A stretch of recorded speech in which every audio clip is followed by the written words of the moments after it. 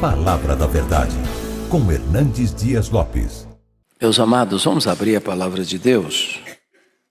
Livro de Gênesis, capítulo 2.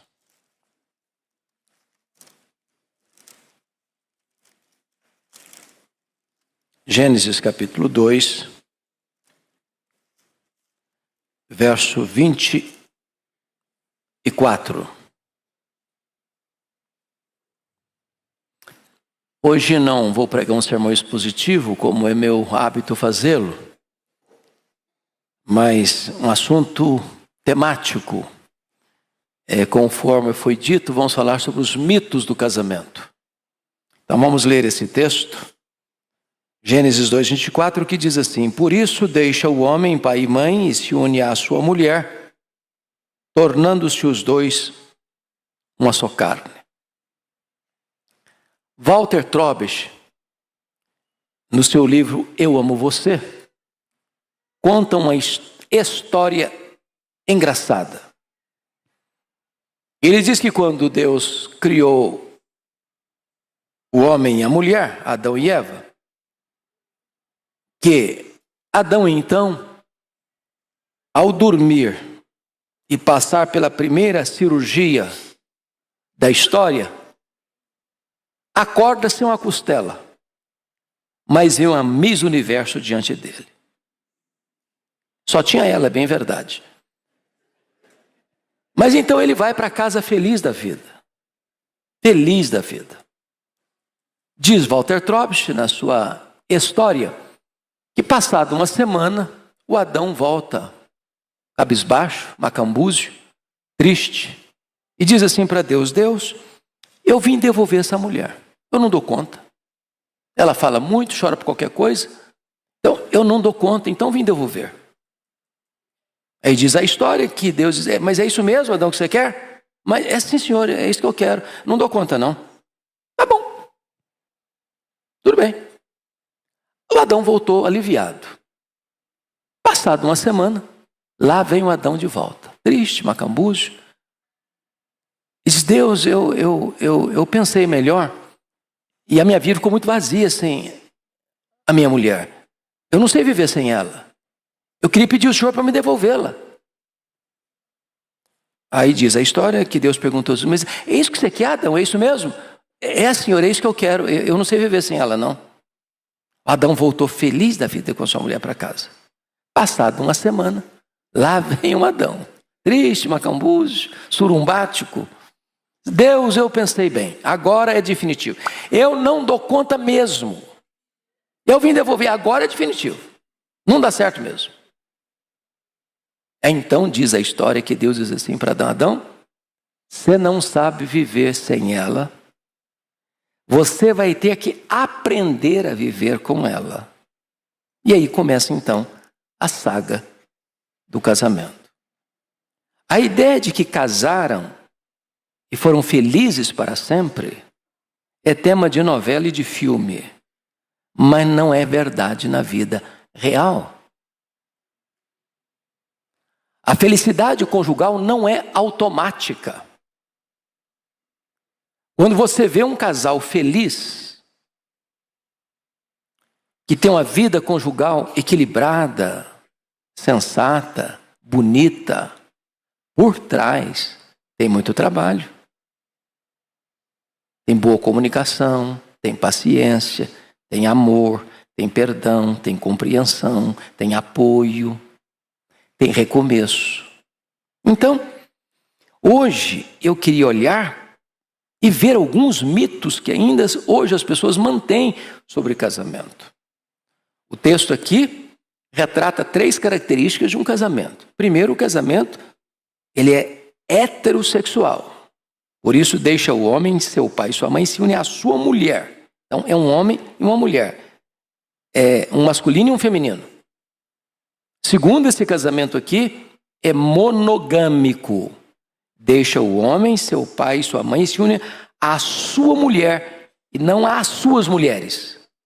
Então tanto a poliginia, um homem ter mais de uma mulher, quanto a poliandria, uma mulher ter mais de um homem, está fora do projeto de Deus. Terceiro, o casamento é monossomático. Os dois se tornam uma só carne. O que significa? Que o sexo antes do casamento está fora do padrão de Deus. O sexo fora do casamento está fora do padrão de Deus. Mas o sexo no casamento é uma ordenança de Deus. Os dois se tornam uma só carne. Mas, uma vez esse casal, junto, casados, quais seriam os mitos que é preciso evitar para não criar confusão, para não criar expectativas irreais? Então vamos lá. Primeiro mito. O primeiro mito é que o amor romântico é suficiente para fazer um casamento feliz. Às vezes as pessoas ficam preocupadas com o chamado amor romântico. É aquela chama que arde. É aquela taquicardia. É aquele brilho nos olhos. Tudo isso é bom, isso é importante. Mas o casamento não pode estar construído só em cima disso. Que esse amor vai precisar de algo mais sólido, mais consistente. Reverendo Adão Carlos do Nascimento, um eminente ministro do Evangelho, amigo muito querido, num dos seus livros ele diz o seguinte: o que sustenta o casamento é o compromisso. Porque pode ser que na jornada da caminhada conjugal, o tanque desse sentimento esteja vazio quase. Tem hora que você quase que precisa andar na reserva. Porém, o compromisso mantém o casamento intacto, de pé. É preciso compromisso, aceitação, investimento, ajuste, perdão, restauração. O casamento precisa constantemente de mudanças positivas. Eu não sei se vocês já perceberam isso. Às vezes o casal está passando uma crise, percebendo que não está bem, mas não toma medida. Até a hora que um resolve pular fora. Aí o outro entra em desespero. E aí quer mudar. Por favor, não espere uma crise bater a porta para ter mudanças positivas. Não permita que a crise desande a relação para acordar para a vida. Todos nós estamos a caminho. Todos nós precisamos melhorar. Todos nós precisamos construir a base para um casamento feliz. Não tem ninguém pronto e acabado. Então, achar que apenas essa chama sentimental vai nutrir essa relação, isso vai ser problema. É preciso cultivar amizade, carinho, respeito, elogio, romantismo, ao longo da vida. Ao longo da vida. Então, vamos ao segundo mito. A chave para o casamento feliz é encontrar a pessoa certa. Já encontrou gente assim? Já casou? Falou, não casei ainda não. Por que não casou ainda? Estou procurando a pessoa certa.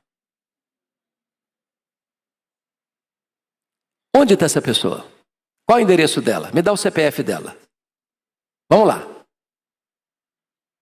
A questão não é essa, procurar a pessoa certa. Porque quando eu digo que eu estou procurando a pessoa certa, eu estou passando tacitamente a ideia de que eu sou uma pessoa certa.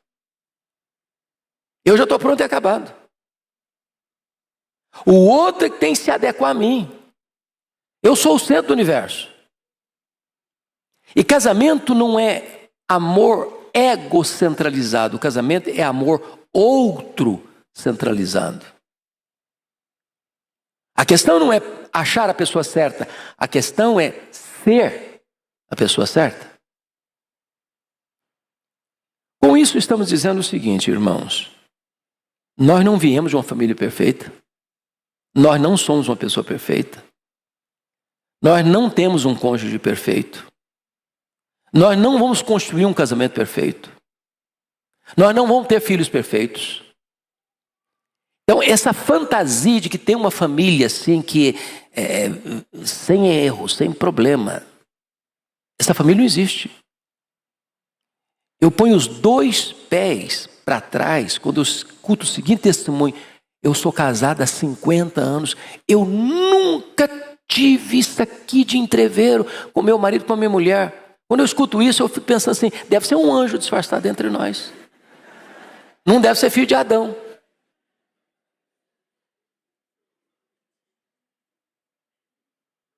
Então não adianta botar máscara.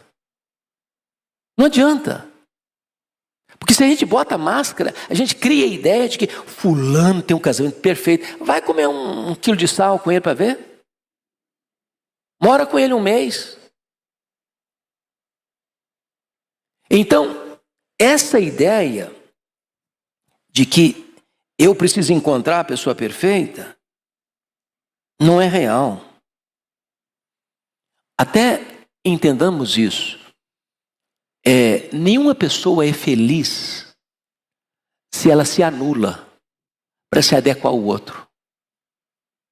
Não é. Para você ser feliz, você tem que você. Quando uma pessoa tem que se anular, desculpem da expressão, que é uma palavra muito usada na psicologia, quando existe uma castração emocional na relação, o outro não pode ser ele mesmo, que tem que se adequar. Eu conheço marido, e eu conheço mulher também, que o cônjuge tem que gostar do que ele gosta. Se ele gosta de jiló, a mulher tem que gostar de jiló. Se ele gosta só de Coca-Cola, ele não permite que a mulher tome Guaraná. Se ele vai no supermercado fazer compra, ele só bota no carrinho o que ele gosta. Se a mulher põe o que ela gosta, ele tira do carrinho. Não é feliz assim, onde você não considera o outro, não aceita o outro. Terceiro mito. O casamento sufoca a individualidade. Eu não vou casar porque eu não quero perder a minha individualidade. Bom, o que a Bíblia ensina? Não é bom que o homem seja só. E o que a Bíblia diz mais? Melhor é serem dois do que um. É claro que quando você diz isso, é muito importante entender isso aqui, mas isso é um princípio vital. Respeite o seu cônjuge. Respeite a individualidade do seu cônjuge. Deixe o seu cônjuge ser quem ele é. É claro que com isso eu não estou dizendo que todos nós estamos prontos e acabados, que não precisamos melhorar, não. Todos nós precisamos melhorar. Agora, é um erro eu pensar que o meu papel é descobrir os erros do meu cônjuge para mudá-lo. O meu papel no casamento não é o papel do detetive. Vou investigar para ver se eu descubro algum ponto falho no meu cônjuge para realçar isso e melhorar. Não, esse não é nosso papel, não.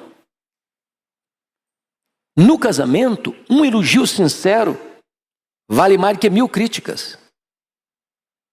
O nosso papel no casamento não é o papel do arqueólogo, que fica cavucando o passado para descobrir alguma coisa, para revelar e interpretar o presente. Então, você não pode, de forma nenhuma, porque pelo fato de estar casado, você destruir essa questão da individualidade do seu cônjuge. Seu cônjuge tem que ser ele. Se for outra pessoa, ele não vai ser feliz. Ele vai ter que agir como um ator. Isso fica bem em teatro, não na família, não no casamento. Vamos ver quarto mito do casamento. Os cônjuges precisam ser compatíveis.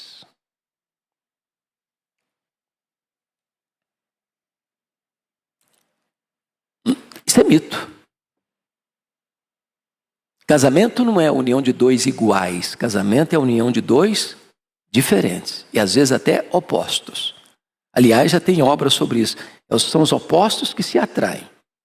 Você já pensou duas pessoas introvertidas casadas? Um fala nada, o outro fala menos nada. Seria um silêncio sepulcral na casa. Agora, já imaginou dois explosivos? Como diz o ditado, dois bicudos não se beijam. Então, as diferenças no casamento não são coisas negativas, não, são uma bênção. Graças a Deus que a sua mulher é diferente de você, seu marido é diferente de você. Se fosse tudo igual, você se olharia no espelho, estava tudo certo. Então, vejam vocês que não existe esse negócio de cônjuge 100% compatível. Todo cônjuge precisa de ajuste, se adequar. É por isso que a Bíblia diz que casamento é um mistério, diz o apóstolo Paulo. Mistério. E mais, a Bíblia diz que casamento é algo incompreensível. Está lá em Provérbios 30. Há 3 coisas que me impressionam, diz ele. O caminho do navio no mar, o caminho da cobra na pedra, o caminho da águia no céu. Mas uma 4ª coisa, essa eu não entendo. E o que ele não entende? É o caminho de um homem com uma mulher. É o casamento. Isso é um mistério. 2 pessoas diferentes, tornando-se uma só carne e convivendo harmoniosamente. Nós temos famílias diferentes, hábitos diferentes, costumes diferentes, práticas diferentes. Gostamos de coisas diferentes, de cardápio diferente, de cores diferentes. Eu já descobri, por exemplo, que eu não sei comprar roupa para minha esposa. Às vezes que eu comprei dei errado. Eu gosto de cor cheguei. De longe o cara vê que eu cheguei, porque eu gosto de cor só cor viva. Aí hoje eu já entendi. Não adianta eu comprar e chegar de surpresa. Vou com ela na loja. Minha filha, você escolhe. Meu papel é pagar a conta. Marido serve para essas coisas também, sabia? 5º aspecto. 5º mito. Os cônjuges precisam procurar defeitos no seu casamento para consertá-los. Quantas pessoas que acham isso? Eu não estou dizendo que eu não posso identificar um defeito no meu casamento, na minha vida, na vida do meu cônjuge, dos meus filhos, e buscar solução. Mas eu entendo que o melhor é você, em vez de buscar o erro no outro, identificar em você. Deixa eu ilustrar. Se eu chego para minha mulher e digo, eu acho que você deve mudar nisso para me agradar. Você acha que a abordagem é boa? Você acha que eu vou lograr êxito nisso? Eu vou criar mais um problema, vou não? Mas se eu chego para ela e digo o seguinte, olha, eu gostaria de saber de você o que é que eu estou fazendo que não agrada a você.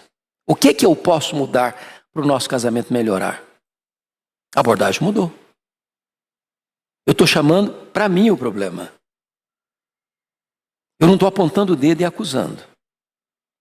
Porque quando você faz essa colocação, eu gostaria de saber o que é que eu posso fazer para melhorar o nosso casamento, vai ter a contrapartida. A pergunta virá também, e eu, o que é que eu posso fazer para melhorar?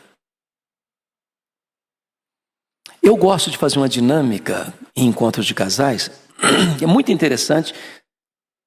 Se você for um encontro de casais, se você for preletor de encontro de casais, vale a pena você fazer essa dinâmica. Depois das palestras, você distribui um papel, como esse aqui, um branco. Você diz assim para cada um, para homem e mulher, você vai colocar no papel 3 coisas que você acha que o seu cônjuge pode melhorar para melhorar o casamento. Todo mundo põe as 3 coisas, ninguém assina. Aí você pega as respostas das mulheres, as perguntas das mulheres, e leva para os homens. Aí tem o preletor que está aqui coordenando a coisa. Ele vai ler o que as mulheres falaram e vai pontuar uma coisa por outra. Aí você pega as respostas, a colocação dos homens, leva para as mulheres. Ô, gente, sai cada coisa. Você toma um susto. Eu achei muita graça porque um homem se autoelogiando, diz, meu casamento é perfeito, eu nunca teve problema, nunca teve erro. E aí as mulheres estavam, todas as mulheres desceram a lenha nos homens. Todas. Eu fiquei imaginando que aquele irmão estava um pouco equivocado. Sabe? Que a gente acha que tá com tudo, sabe? E às vezes não está com tudo não, não está com essa bola toda não. Então, a gente tem que estar atento para essas coisas pequenas. Porque eu já descobri uma coisa, estatisticamente está provado isso. Aliás, eu li um relatório de um juiz da área de família nos Estados Unidos que diz o seguinte: se o marido ou a mulher de manhã, ao sair de casa para o trabalho, apenas fosse lá, desse um beijo no rosto, dizendo, Deus abençoe você, eu estou saindo para o trabalho. Ele disse, 50% dos divórcios não aconteceriam. Lá nos Estados Unidos, na Califórnia, tem as árvores maiores do mundo. São as sequoias. Você já viu. Que suportaram rajadas de ventos, tempestades. Um gigante. Aí de repente alguém foi lá e viu uma dessas sequoias gigantes, tombada, caída. E foram ver por quê. Não foi rajada de vento, não foi tempestade. Foram cupins que comeram, carcomeram, destruíram por dentro. Às vezes o que destrói um casamento não são os grandes problemas. São os pequenos problemas do dia a dia, da rotina, da mesmice, do marasmo. Gente que passa a vida inteira trabalhando para a igreja, da igreja para casa, da casa para a igreja, da igreja para o trabalho, trabalho para... Rotina, cria filho, vem neto, rotina. O casal nunca sai, nunca tira umas férias, nunca sai para passear, nunca vai no restaurante, nunca vai curtir um pouco a vida. Ontem nós estudando aqui o livro de Eclesiastes, uma das coisas que Salomão coloca é o seguinte: você quer uma coisa complicada? É o cara que trabalha, ajunta dinheiro, acumula dinheiro, e ajunta, e não curte a vida. E quando ele morre, sabe quanto ele vai levar? Nada. Sabe qual outra frustração? É que a grande riqueza que ele acumulou vai ficar na mão de gente que não ralou. E ele nem sabe se vai cair na mão de uma pessoa sábia, vai jogar tudo fora. A Bíblia não recomenda você ser perdulário. Mas a Bíblia condena você ser avarento. Aproveite a vida. Curta um pouco a vida. Sai com a sua mulher. Se você não tem dinheiro para ir num bom restaurante, vai comer um cachorro quente. Celebra do mesmo jeito. Não é o requinte do restaurante, não é o preço do cardápio que você escolheu, da comida que você escolheu. É a atitude de investir na relação para ser um pouco desse marasmo. Outra coisa aqui que é muito importante. Gente, problema existe em todo lugar. Como é que você lida com o problema? Tem gente que fica remoendo, mastigando, ruminando o problema. Tem marido, tem mulher que não falam um com o outro durante o dia inteiro, 24 horas. Não vou falar nem numa semana, porque já é um exagero, né? Mas que não sabe resolver problema. E se a pessoa fica ruminando isso, vai acontecer o que a Bíblia diz: não se deixe pôr o sol sobre a vossa ira. A noite fica longa, vai ter espinho no colchão, pedra no travesseiro. Você não vai dormir de noite. Então surgiu o problema, surgiu. O que você faz? Gente, fulano, desculpa, eu pisei na bola. Não fui legal. Minha palavra não foi boa. Ou talvez você, olha, não era isso que eu queria dizer também. Você entendeu mal. Mas vira a página. Casamento é recomeço todo dia, sem ficar ruminando e nem jogar na cara do cônjuge o que ele fez ontem ou há 10 anos. Boa parte do meu ministério foi na área de aconselhamento. Hoje encolheu bem por causa da minha agenda complexa. Mas eu sempre gostei e gosto demais de aconselhamento. E às vezes o casal chegava na minha frente e começava a brigar. E brigava mesmo. E eu deixava brigar. Era uma catarse, sabe? Aí lá pelas tantas, um dizia para o outro assim: você está lembrado do que você me falou?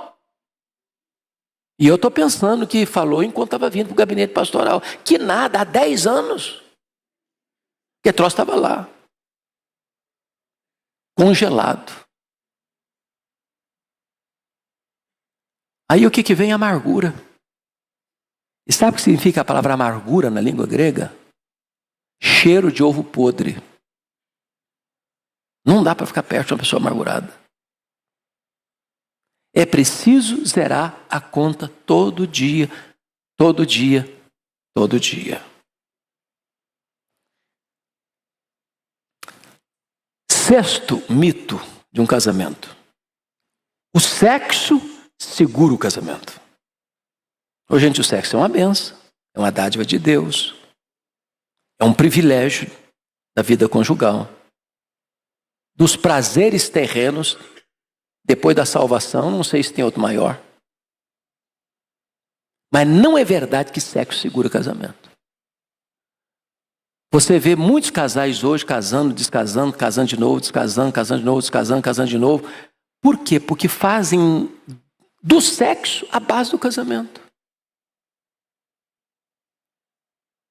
Hollywood quer passar a ideia de que marido e mulher está sempre 100% interessado no sexo, qualquer hora, qualquer dia, qualquer lugar, qualquer circunstância. E você que é casado sabe que isso não é verdade. Não é verdade. E um casal maduro, consciente, sabe isso, entende isso. Então, nós temos várias áreas que fazem parte da vida bem equilibrada, que é a vida social, que é a vida emocional, que é a vida física, que é a vida intelectual, que é a vida espiritual. Um precisa compreender o outro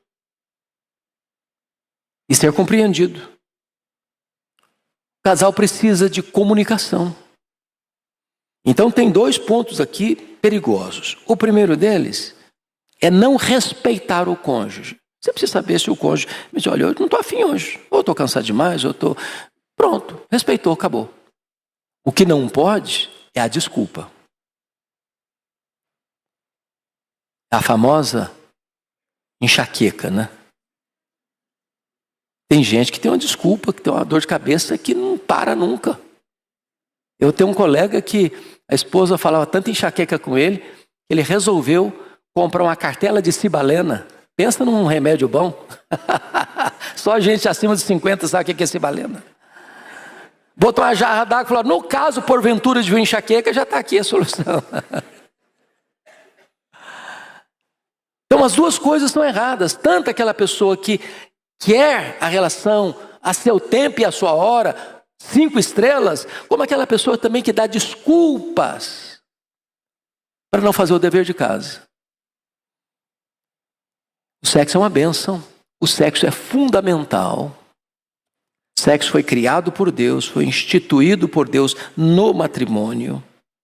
E Paulo, tratando dessa matéria, diz assim: o marido conceda à esposa o que lhe é devido, semelhantemente a esposa ao seu marido.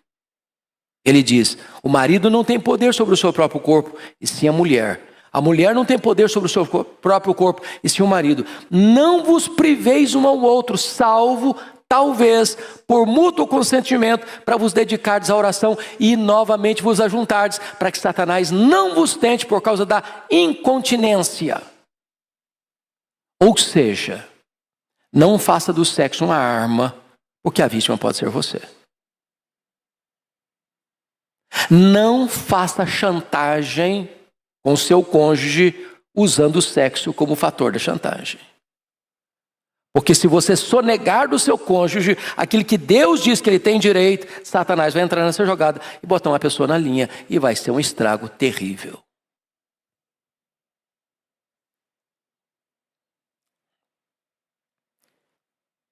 Vamos ver outro mito.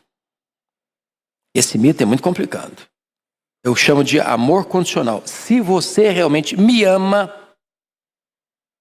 você jamais sentirá atração por outra pessoa. Preste atenção nisso aqui.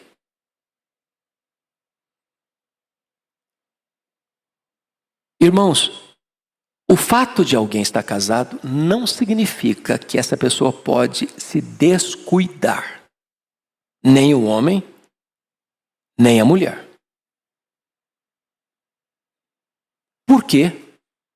Porque, normalmente o homem, vocês sabem disso, o homem é atraído por aquilo que ele vê. Enquanto a mulher é mais atraída por aquilo que ela escuta. Então, isso significa que a mulher tem que cuidar mais da aparência e o homem tem que cuidar melhor da comunicação. Agora, imagine você, um homem, chegar em casa, encontrar uma mulher, um bob na cabeça parecendo um disco voador. Uai, não, mas se ele me ama, ele nunca vai sentir atração por outra mulher. Cuide-se, minha irmã. Cuide-se. Seu marido precisa olhar para você e se sentir atraído por você a vida inteira. Eu não estou dizendo que você nunca possa estar desarrumada ou desarrumado. Não estou falando isso, não. Agora, dentro da caminhada normal da vida, você precisa se aprontar até para ver seu marido. Para ele sentir-se interessado por você. Então, isso é mito, achar que se você ama, você nunca vai sentir atraído por outra pessoa. E se descuidar na maneira de vestir, na maneira de falar, na maneira de se postar. Outro mito. Se você me ama, você não vai esperar que eu mude. Vai esperar sim. Sabe por quê? Todos nós estamos a caminho. Nenhum de nós está pronto. Eu preciso mudar todo dia.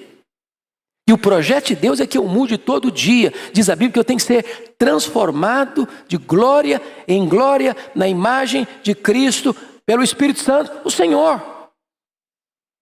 No mundo cinético, quem para já está dando uma charré. Nenhum de nós pode parar. Todos nós precisamos crescer. Crescer no conhecimento, crescer na graça, crescer no amor, crescer na comunicação, crescer na gentileza, crescer no cuidado, crescer no elogio, crescer no romantismo. Você precisa e eu preciso sermos maridos melhores amanhã do que fomos hoje. Você precisa ser uma mulher melhor amanhã do que foi hoje.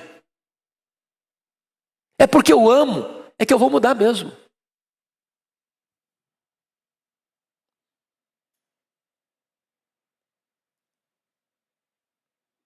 Agora é preciso ter comunicação clara. Eu li uma historiazinha interessante de um marido que saía de casa toda noite, dizendo para sua mulher que ele ia caçar. Ele voltava à tarde da noite, a mulher estava dormindo, ela nem via chegar. Meses e meses.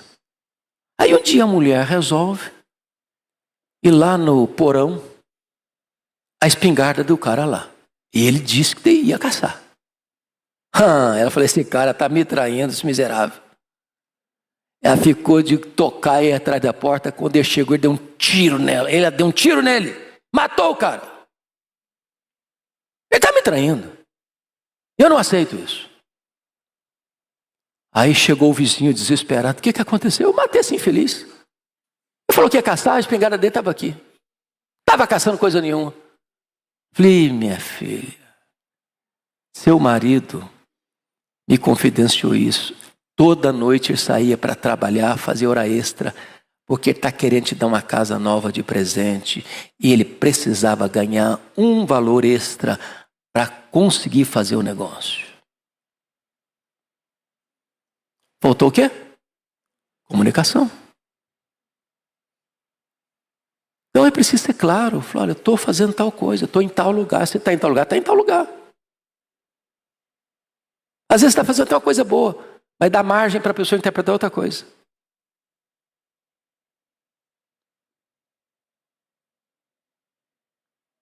Bom,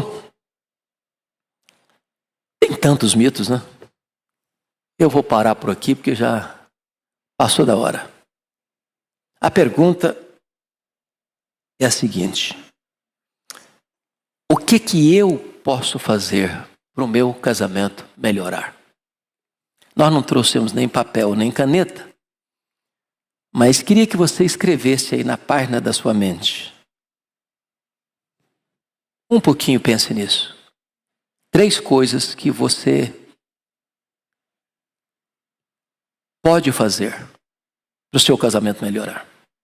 Agora, deixa eu fazer uma consulta. Tem gente solteira, viúva, divorciado, que está sozinho e que quer casar? Levanta a mão se tem gente assim. Graças a Deus tem gente. Olha, então, não desista do casamento não, tá? Casamento? Tem problema? Tem, mas é bom demais.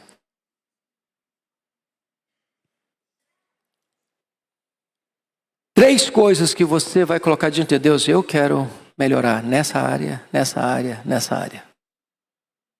Dá para melhorar? É possível melhorar? Com a graça de Deus você vai melhorar? Porque nós não somos o que nós falamos, nem o que nós prometemos. Nós somos o que nós fazemos. Não basta boa intenção, é preciso ação.